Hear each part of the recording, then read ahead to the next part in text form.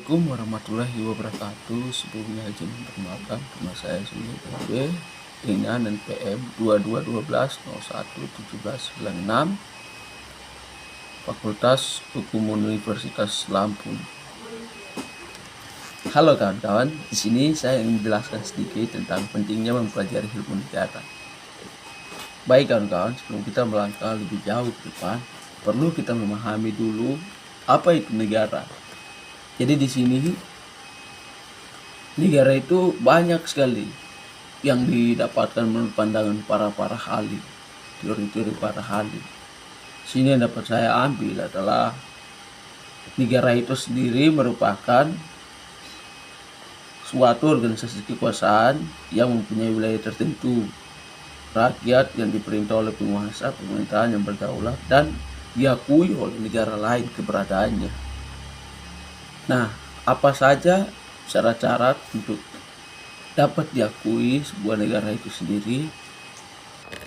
Apabila suatu negara tersebut memiliki pertama rakyat, yang kedua batas-batas wilayah, yang ketiga satu bahasa satu kesatuan, dan yang keempat adalah konstitusi. Di sini dapat kita ambil bahwa suatu negara itu dapat berdiri karena beberapa poin tersebut. Tapi masih banyak lagi dari poin itu, cuman saya ingin jelaskan secara singkat saja. Dan yang berikut adalah hubungan ilmu negara dengan ilmu sosial. Yang pertama, hubungan ilmu negara dengan ilmu perbandingan hukum tata negara. Dan yang kedua, hubungan ilmu negara dengan ilmu politik. Yang ketiga, hubungan ilmu negara dengan hukum tata negara. Dan yang keempat, hubungan ilmu negara dengan hukum internasional. Tadi beberapa hubungan ilmu negara dengan ilmu sosial ini saling bergantungan, yang dimana ilmu negara sebagai ilmu pengantar atau ilmu dasar yang dipelajari di setiap jurusan-jurusan ini, yang dimana ini merupakan salah satu akan menjadi batu loncatan bagi seseorang dalam mempelajari ilmu sosial untuk memahami badan-badan negara dan konstitusi serta tujuan dari negara itu sendiri. Di sini manfaat setelah mempelajari ilmu negara yaitu satu, alasan kedudukan, bahwa kedudukan ilmu negara sebagai mata kuliah dasar merupakan syarat utama untuk memenuhi mata kuliah yang lain yang objeknya adalah negara. Yang kedua, alasan teorikal, yang dimana bahwa ilmu negara membuat teori-teori yang menjelaskan konsep kenegaraan. Yang ketiga, alasan sistematikal, bahwa untuk mempelajari suatu hal harus dimulai pada hal-hal yang kecil yang bersifat dasar. Yang keempat, alasan ketertarikan, yang dimana ilmu negara sebagai bagian dari ilmu sosial mempelajari realitas sosial sehingga pembahasannya semakin menarik. Apalagi jika mengingat kondisi negara Indonesia yang masih dalam transisi ini, di mana selalu dibutuhkan teori-teori baru untuk menata kehidupan bernegara yang baik. Nah, di sini kita juga akan belajar tentang teori asal mula negara. Jadi teori asal mula negara ini terdiri dari beberapa teori, yaitu yang pertama teori perjanjian masyarakat, yang kedua teori penggalian hak, yang ketiga teori penaklukan, dan yang keempat teori organis, yang kelima teori ketuhanan, yang keenam teori grafis kekeluargaan, yang ketujuh teori metafisis, yang kedelapan teori alamiah. Pada teori perjanjian masyarakat sendiri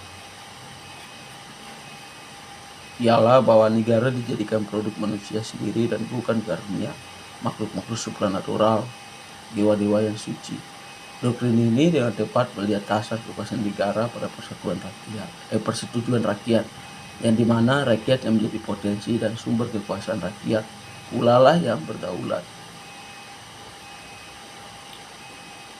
Yang berikut teori pengalian hak.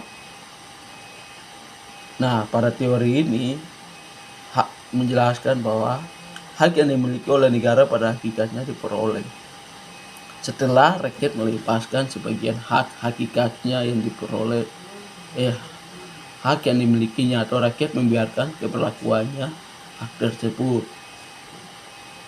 untuk dikelola oleh negara. Yang berikut adalah teori penaklukan. Pada teori penaklukan ini yang benar-benar sangat seru, di mana pada teori penaklukan ini ada sejak pada abad 19-an ke bawah, 18-an, 17, 18 ke atas. Jadi di situ dalam teori penaklukan ini sendiri menjelaskan bahwa negara dilahirkan karena pertarungan kekuatan dan yang keluar sebagai pemenang adalah pembentukan negara itu. Jadi di mana setelah mereka melakukan perang, mereka mengakui bahwa negara yang telah mereka taklukkan itu merupakan negara mereka, hak kepemilikan mereka. Dan masih banyak teori-teori lainnya, namun saya tidak bisa menjelaskan. Berikut saya akan menjelaskan yang kedua, apa yang saya dapatkan setelah mempelajari ilmu negara ini. Dan ini merupakan salah satu poin penting yang dimana ya sangat-sangat menurut saya sangat luar biasa sekali, yaitu tentang pemikiran kenegaraan.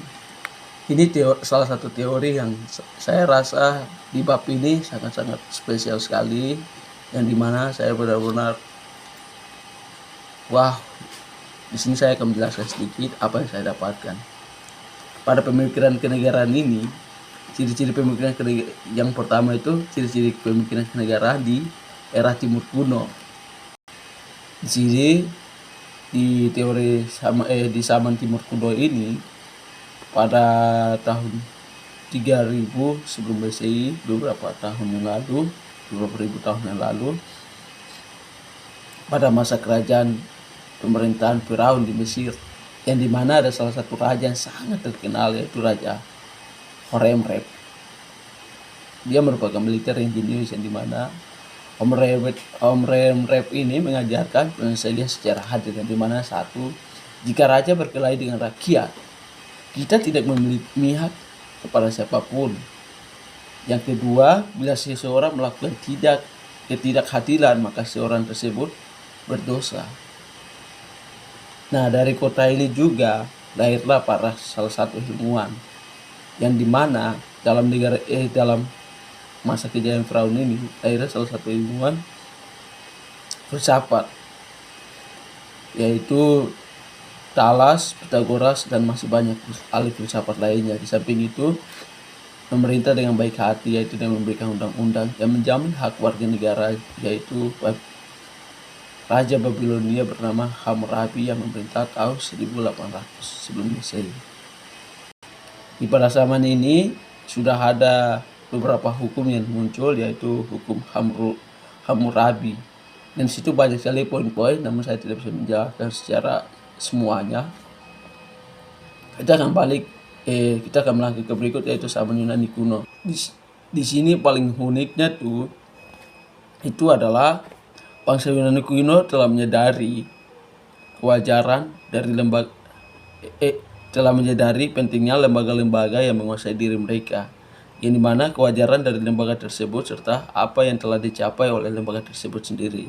Selain itu, bangsa Yunani kuno sudah bisa menerima pemikiran tentang baik buruknya lembaga negara dengan melihat hasil yang telah dicapai, di mana pada zaman ini telah muncul beberapa cendekiawan semacam Socrates, Plato, Aristoteles, dan Epicurus. Pada hal ini banyak sekali tentang pemikiran-pemikiran kenegaraan menurut para ahli seperti Socrates, Aristoteles, Epicurus, dan lain-lain. Namun yang paling benar-benar menurut saya yang sangat selalu saya senang itu yaitu pandangan dari Epicurus.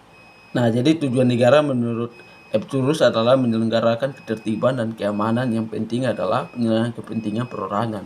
Tujuan negara menurut Epicurus ini yang di kemudian hari di era modern disebut sebagai negara penjaga malam, atau dalam bahasa Inggris disebut natural state.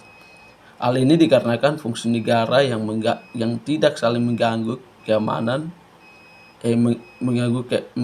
keamanan dan ketertiban terjamin dan hukum ditegakkan.